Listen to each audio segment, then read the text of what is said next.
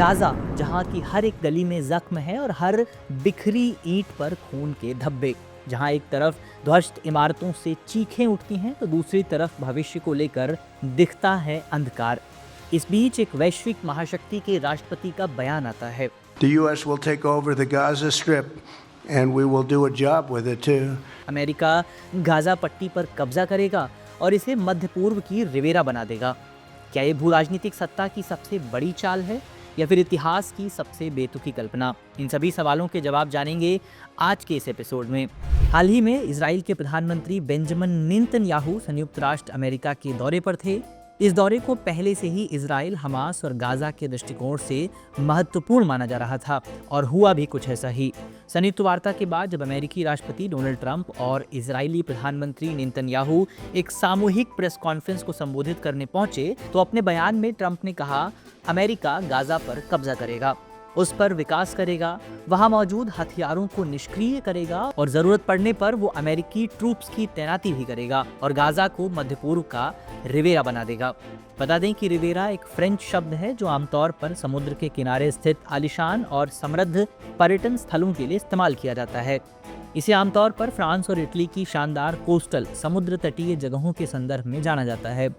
ये पहली बार नहीं है जब ट्रंप ने अपने विवादित बयानों से सुर्खियां बटोरी हों। सत्ता में आने के बाद से लगातार ट्रंप बयान दे रहे हैं, फिर चाहे वो ग्रीनलैंड को खरीदना हो, पनामा नहर पर संपूर्ण नियंत्रण रखना हो या कनाडा को अपने एक राज्य के रूप में बताना हो। ट्रंप के इस बयान पर वैश्विक समुदाय की तरफ से भी नकारात्मक प्रतिक्रियाएं ही दिखाई दे रही हैं।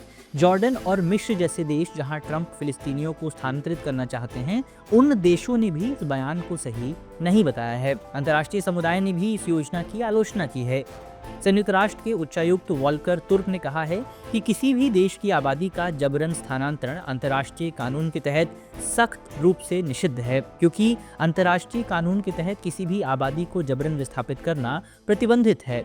संयुक्त राष्ट्र महासचिव एंटोनियो गुटेरस ने इस योजना की आलोचना की है और कहा है कि गाजा पर समाधान की खोज में किसी भी प्रकार के जातीय सफाई से बचना आवश्यक है। दरअसल इजराइल 1990 से ही अमेरिका की विदेश नीति का मुख्य विषय रहा है। ट्रंप ने 20 जनवरी को अपने शपथ ग्रहण के दिन गाजा पट्टी के बारे में बयान देते हुए कहा था कि ये एक अद्भुत स्थान है जहां सुंदर चीजें की जा सकती हैं। इसके बाद 26 जनवरी को एयरफोर्स 1 पर पत्रकारों से बात करते हुए उन्होंने सुझाव दिया कि फिलिस्तीनियों को मिस्र और जॉर्डन ले जाया जाना चाहिए ताकि इस एन्क्लेव को साफ किया जा सके। ट्रंप के हालिया बयान और रियल स्टेट में उनकी मजबूत उपस्थिति ट्रंप की गाजा पर कब्जे वाली नीति को सख्त करते दिखाई देती है। वहीं अगर बात करें इस कदम से होने वाले परिणामों की, तो ये कदम 17 जनवरी 2025 से इजराइल और हमास के बीच हुए युद्ध विराम समझौते को खतरे में डाल सकता है। इजराइल फिलिस्तीन संघर्ष की जड़ें लगभग 100 साल पुरानी हैं। इसका प्रारंभ 1917 में बल्फोर घोषणा से हुआ, जिसमें ब्रिटेन ने फिलिस्तीन में एक यहूदी राष्ट्रीय घर की स्थापना का समर्थन किया। इसके बाद 1947 में संयुक्त राष्ट्र ने फिलिस्तीन को विभाजित करने का प्रस्ताव रखा, जिसमें एक यहूदी और एक अरब राज्य के गठन की योजना बनाई गई। हालांकि फिलिस्तीनियों ने इस प्रस्ताव को अस्वीकार कर दिया। 1948 में जब ब्रिटिश शासन समाप्त हुआ तो इजराइल ने स्वतंत्रता की घोषणा कर दी। इसके तुरंत बाद अरब देशों और इजराइल के बीच युद्ध छिड़ गया, जिसे 1948 का अरब इजराइल युद्ध कहा जाता है। इस युद्ध में इजराइल ने जीत दर्ज की और अपने क्षेत्र का विस्तार किया, जिसके कारण लाखों फिलिस्तीनियों को अपने घरों से विस्थापित होना पड़ा। ये घटना नकवा तबाही के रूप में जानी जाती है। तब से ये विवाद लगातार बना हुआ है। लगभग 41 किलोमीटर लंबा और 6 से 12 किलोमीटर चौड़ा गाजा पट्टी क्षेत्र इस संघर्ष का केंद्र बना हुआ है और इसमें 2.3 मिलियन से अधिक फिलिस्तीनी रहते हैं। ये क्षेत्र दुनिया के सबसे घनी आबादी वाले इलाकों में से एक है। ऐसे में इतनी अधिक जनसंख्या वाले गाजा से फिलिस्तीनियों को विस्थापित करना और गाजा का पुनर्निर्माण करना एक आसान काम नहीं होने वाला है। वहीं अगर बात की जाए हमास की, तो हमास एक फिलिस्तीनी इस्लामी संगठन है जिसे 1987 में स्थापित किया गया था। इसका उद्देश्य इजराइल का विरोध करना और इस्लामिक शासन स्थापित करना है। ये संगठन फिलिस्तीनी क्षेत्रों में 2 प्रमुख राजनीतिक दलों में से एक है और 2007 से गाजा पट्टी पर नियंत्रण बनाए रखे हुए है। हमास को मुख्य रूप से ईरान का समर्थन प्राप्त है, जो उसे आर्थिक सहायता और हथियार मुहैया कराता है। हालांकि अमेरिका, यूरोपीय संघ, भारत और कई अन्य देशों ने इसे आतंकवादी संगठन घोषित किया हुआ है।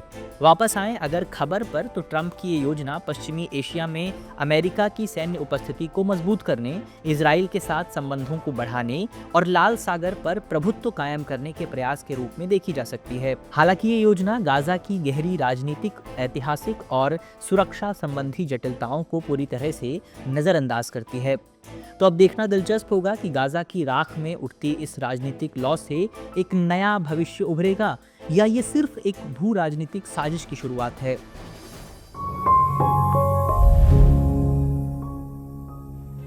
हाल ही में अमेरिकी राष्ट्रपति डोनाल्ड ट्रंप ने एक कार्यकारी अध्यादेश पर हस्ताक्षर किए हैं, जिसके तहत अंतर्राष्ट्रीय आपराधिक न्यायालय यानी आईसीसी के अधिकारियों पर प्रतिबंध लगाया गया है।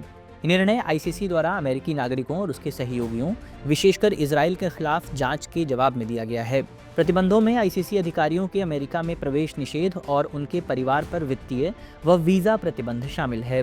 रिपब्लिकन नेताओं ने आईसीसी के उस वारंट का विरोध किया जो इजराइल के प्रधानमंत्री बेंजामिन नेतन्याहू और पूर्व रक्षा मंत्री के खिलाफ जारी किया गया था।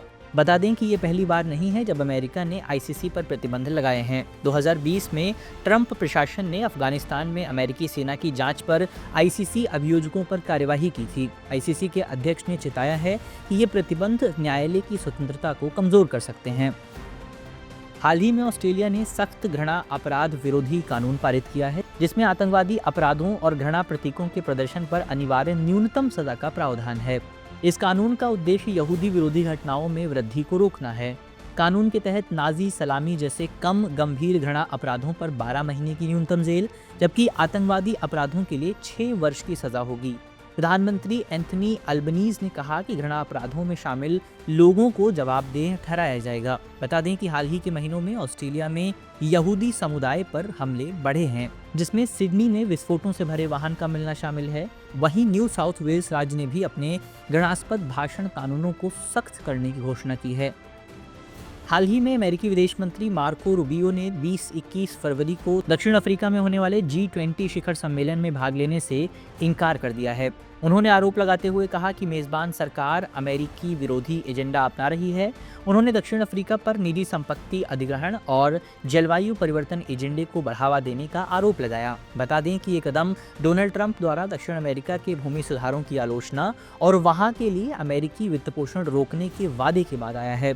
ट्रंप ने दक्षिण अफ्रीका पर मानवाधिकारों के उल्लंघन का आरोप लगाया, जिसे राष्ट्रपति सिरिल रामाफोसा ने खारिज कर दिया। दरअसल दक्षिण अफ्रीका में भूमि सुधार एक संवेदनशील मुद्दा रहा है, क्योंकि रंगभेद की समाप्ति के बाद भी अधिकांश कृषि भूमि श्वेत लोगों के स्वामित्व में है। सरकार ऐतिहासिक न्याय को सुधारने के लिए भूमि नीति में लगातार बदलाव करने की कोशिश कर रही है।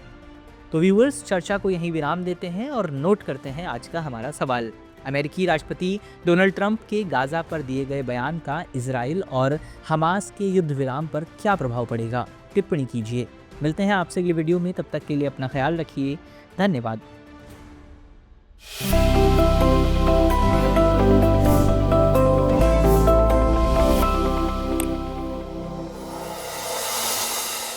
डियर व्यूअर्स, अपने एग्जाम की तैयारी को और बेहतर करने के लिए हमारे चैनल को लाइक, शेयर और सब्सक्राइब करना न भूलें।